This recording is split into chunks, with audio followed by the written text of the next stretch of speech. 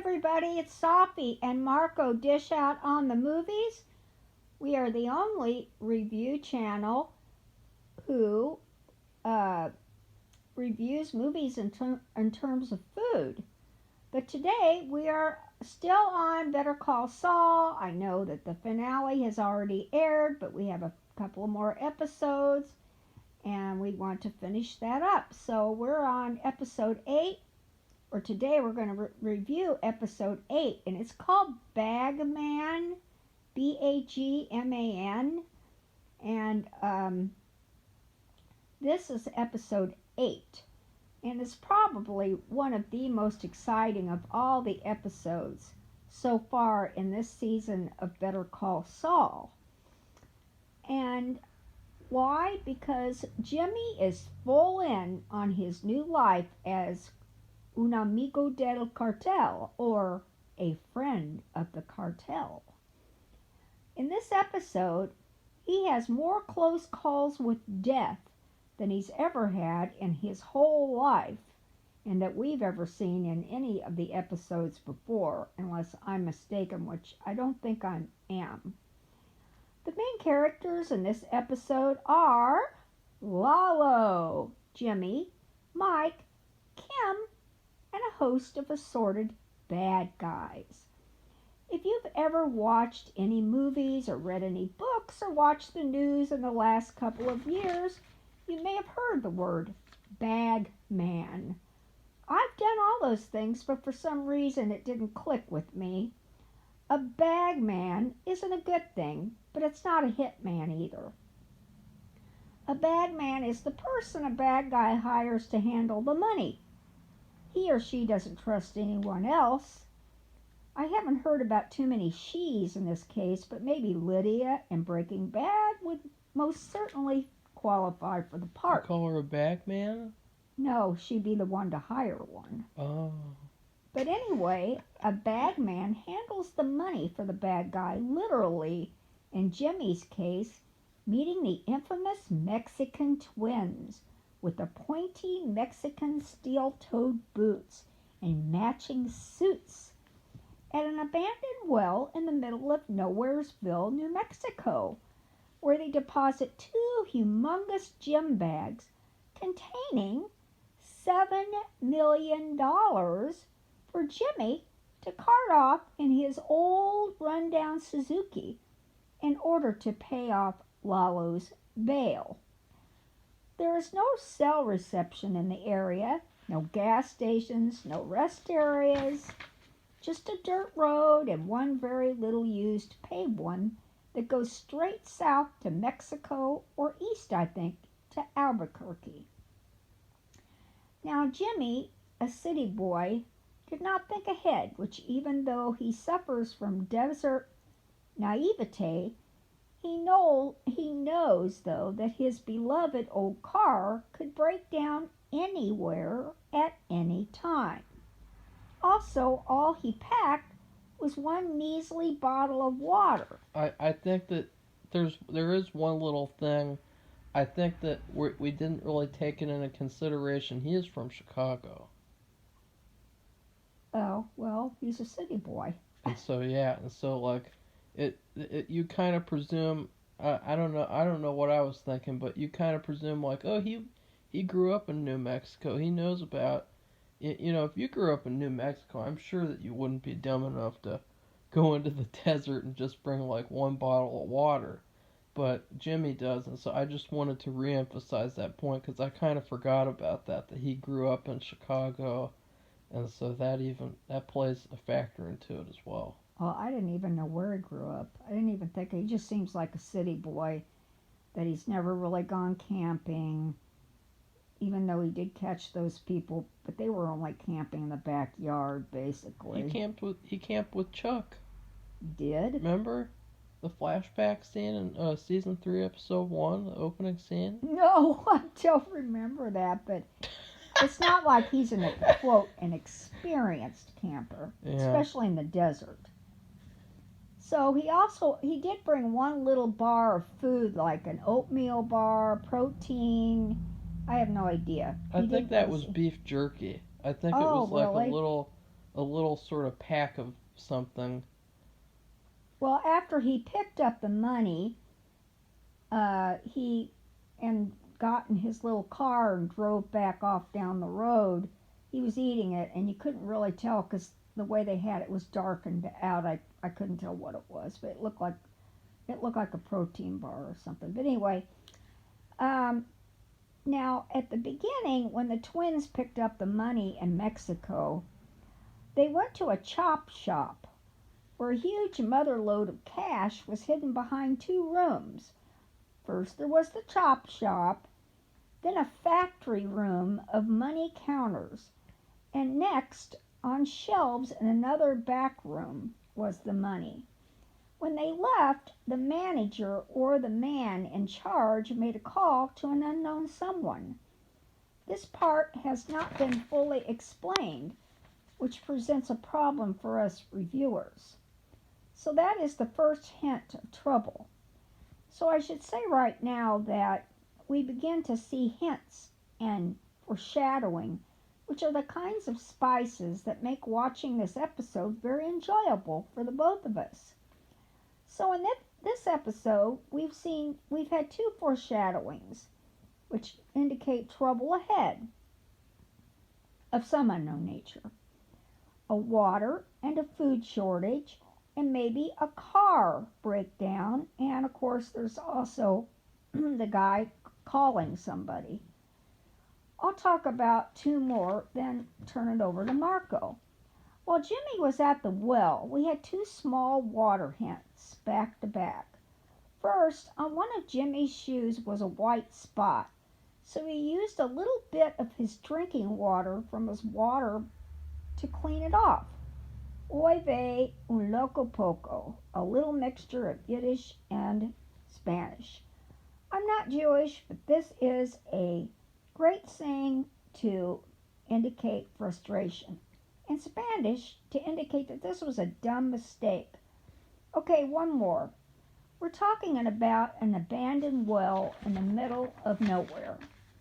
When Jimmy first arrives, he looks down into the well to see a ton of water at the bottom.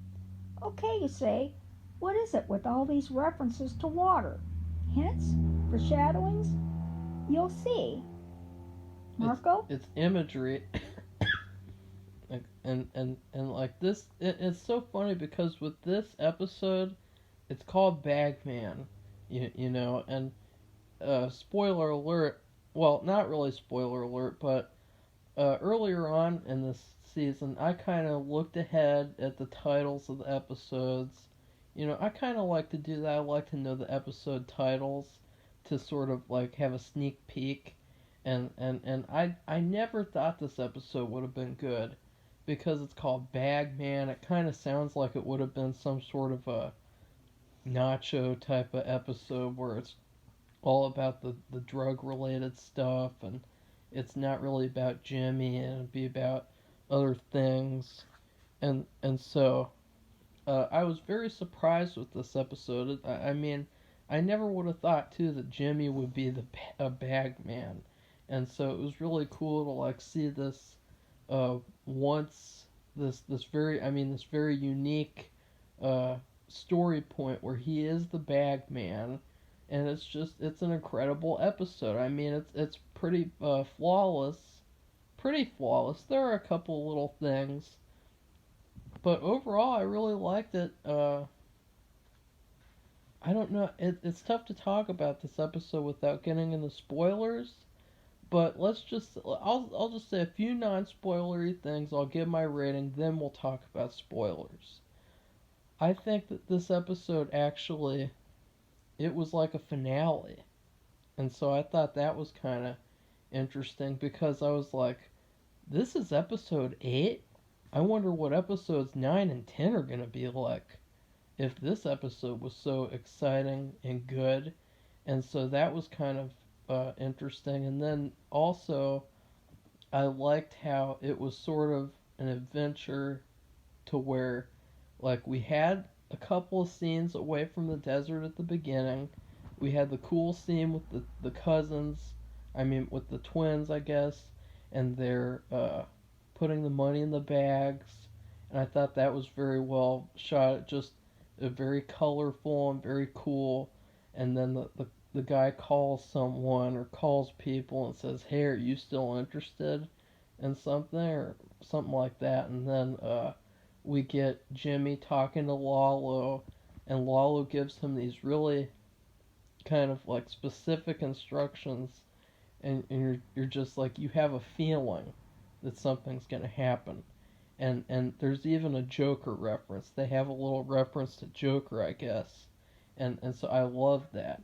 And then also we have the scene between Kim and Jimmy, Okay. so that we can kind of get over, get done with the Kim and Jimmy romance kind of crap subplot, and so that's kind of it. But it's not a bad scene, but you just have a feeling something's gonna happen. He And tells her what he's going to do, but in very general yeah, terms, and she's not very happy. She says, "You're not supposed to be doing that. You're not a bag man." she wanted to go with them, and so And yeah, I thought that she would get killed this episode or something, and then but no, of course not. And so yeah, that's pretty much it. I can't really say anything else without without spoiling. I give this episode an A plus. There's nothing I could say that's really that negative, and like it's a perfect episode. It's definitely the best episode of the season. I mean, it's a very mixed season. It's like a very it's a perfect season for 2020.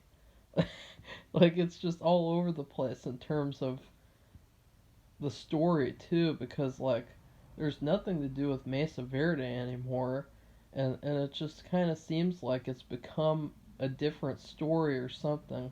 Like it doesn't really feel like a complete season, but overall I love this episode, and so this episode deserves that A plus. And it was also written and directed, or I mean just directed by Vince Gilligan, so that's probably another reason he was able to get that great imagery and the great performances, because that was really good imagery with the water on the shoe. and they're very simple Yeah. imagery, very simple and easy to do. Well, what do you have to say, Safi? Okay, well, I wanted to make sure that we had mentioned that Jimmy told Kim, so she does.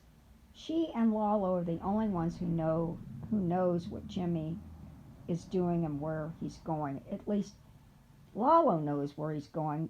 Kim knows in a general sense. He's going to the over by the border to drop or to pick up money, his Lalo's bail. You're But she being doesn't know anything you're any more specific than you're being very negative, Marco. You're always so negative. You that. don't like anything. You never like anything.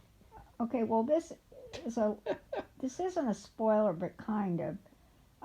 I knew that the season, which is almost over, was due for a shoot 'em up episode, and anyway, with this episode, I just think overall they did a really good job. I really liked it a lot. It was just mainly the episode is Jimmy and Mike, but there's all this other people like I mentioned at the beginning, but mainly it's Jimmy and Mike, and those two together make for a really good episode, no matter what they do, I think. Back to the basics. Yeah. Back to the reason why we loved this show to begin with. Yeah.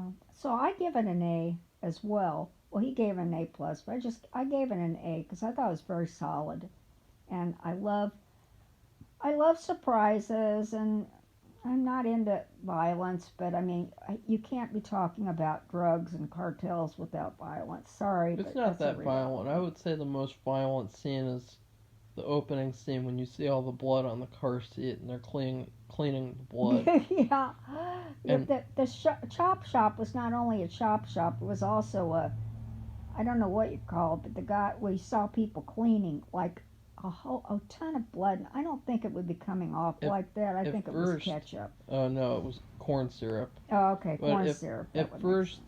at first, I thought that it might have been a flash forward, and so I thought, like this is gonna be a car and there's going to be some innocent person who gets killed or something. Like, see, the imagery was very key in this episode and helping tell the story. And then also, another great thing was that we thought that the cousins were going to be a problem point. Not Like, at all. we had no idea that the cousins would just show up and then leave, and then nothing would happen with them. Not a thing. They come and they go. Because in Breaking Bad, when they came in an episode, they would kill people and be bad guys. Yeah, you'd see all sorts of ugliness. But in terms of spoilers, basically they get stranded in the desert because there's this little army of people who try to kill Jimmy and get the money. steal the money, and so they basically have to avoid the final guy and try to avoid him or take him out, and then also get out Well, we of have the to say, desert. Mike shows up because he must have been following him. Yeah. And he sees the bad guys, so he's been hiding somewhere. And he kills all the bad guys with his sniper. Yes, he's a very good sniper shooter. And he has a perfect gun that he got and he bought, whatever. And, He had this in season 2 as well. right. This the gun he was wanting to kill Hector with in the season 2 finale, and then he didn't even get to. And so it was cool we finally got to see him use that. But then just a couple little problem points. That we had. Not really, I mean, problems, but just kind of, number one, like, why would you just bring one bottle of water in the desert? Well, Mike, too, because Mike was prepared, mostly. Yeah. He didn't have any food, which was weird. And, but he didn't have any excess water, but he did have a hat, which was helpful. Especially, it would have been helpful for Jimmy, because Jimmy's fair-skinned. And he also had those blankets that Jimmy's brother had used when he had his weirdo problem. The space blanket. Space blanket, which And so firefighters use in forest fires. They give to victims, put those on. And they keep you warm at night. Something else is that they don't have any food or water. And it didn't seem really like they put any effort into trying to find any other food or water. No. And Not so not even in the bad guys' cars. there was a tarantula crawling around. And to me, like, it was kind of weird how they didn't even stop to question, should we eat the tarantula? Because I'm telling you, in real life, you take that tarantula, you kill it, you cut it in half, you cook it on a rock, and the rock would get hot and cook it, and then you crush it to pieces and put it in a container and eat it, and just eat it, because it's food. And so I thought that was ridiculous, that they didn't even consider, it doesn't matter, I know, I wouldn't want to eat a tarantula, but not even consider it. I mean, it's right there, it's a meaty spider, and it's just eat it, or not eat it, or just consider it, because you're starving. They're starving, they don't have anything. And what about prairie dogs? Mike was talking about prairie dogs because they were that would have been too much. Because like you have to kill those with explosives or guns, and that makes too much noise. I'm talking about, like, come on, there's a little spider there, and then later in the episode there's cacti, and it's not the fact that they needed to do it, but to at least discuss it, at least consider it. Oh, that's a cactus. Should we get water from the cactus? And I thought some cacti, whatever, they were edible. Apparently, I looked it up. Apparently, the cactus water has so much of something in it that it actually will make you sick. Yeah, but I'm talking about cactus. I'm talking about cactus. Yeah, okay. If you eat a certain type of cactus with the water, it will make you sick to your stomach, and you'll puke and be horribly sick, and because apparently, like, it has a certain vitamin or chemical in it, and since your body is already really exhausted from not having any food or water, it'll make it even worse. And so I was really surprised by that, but it's like, oh, I learned something because like you, we're all taught to kind of think, oh, if I'm in a desert, I should go get a cactus and drink the water from a cactus. Well, I guess not. And so, but they didn't even consider it. It's right there. They're right there. That was kind of my issue. And I know it sounds kind of small, and it is really small, but it just kind of bugged me a little bit how it's right there in front of them. They don't even talk about it or consider it. Yeah. But Well, other than that, well, another thing too is we can't figure out who this little gang of bad boys are to do the shoot 'em up. well, that's next episode. That's Yeah, that'll be more we on knew next episode. we knew this episode who they were, or at least we thought we knew.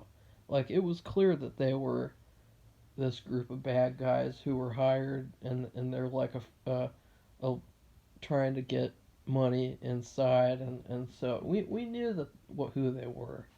But yeah, anyway, this episode was really good. I highly recommend it. Even if you don't watch season 4, the garbage season, even if you don't watch season 5, just watch this episode and forget about the rest. Well, if you want to see who Lalo is or why Jimmy's going to the desert, you know. No, who cares? Well, It's a good adventure episode. It's got Jimmy and Mike as the main characters. You don't even need to know. It's like a little. It's like I wish this is what seasons 4 and 5 would have been about Jimmy and Mike. Jimmy, not Kim. Not Kim, Safi. Not Nacho. Jimmy. Because what's this show called? Better Call Saul. mm-hmm. And this episode is at least this episode made me feel like Better Call Saul is still a thing. Anything else, Safi? No. Nope. You sure? Yep. I'm ready for the next episode. That's it. Goodbye, everybody. Bye, everybody.